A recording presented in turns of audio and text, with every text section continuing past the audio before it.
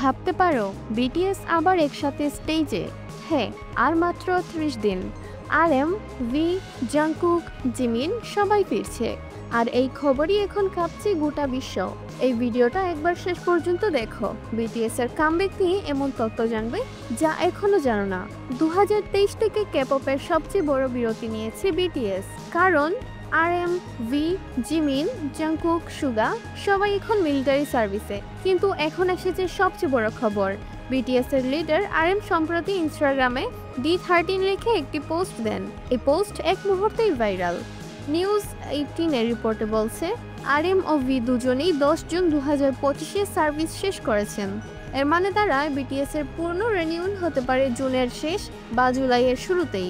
এই খবর ছড়িয়ে পড়তেই সোশ্যাল মিডিয়া ট্রেন্ড শুরু হয়ে যায়, BTS is coming back, D13, we miss you Kim Namjoon. বিশ্বজুড়ে কোটি কোটি আর্মি যেন আবার বাঁচতে শিখেছে।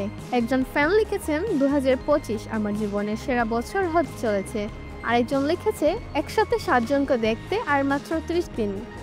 সত্যি কথা বলতে এই মুহূর্তটার জন্য আমরা সবাই অপেক্ষা করছিলাম। বিটিএস এর ফিরে আসা শুধু একটি ব্র্যান্ডের রিটার্ন না, এটা কোটি মানুষের আবেগ, ভালোবাসা আর জীবনের রং ফিরে পাওয়া।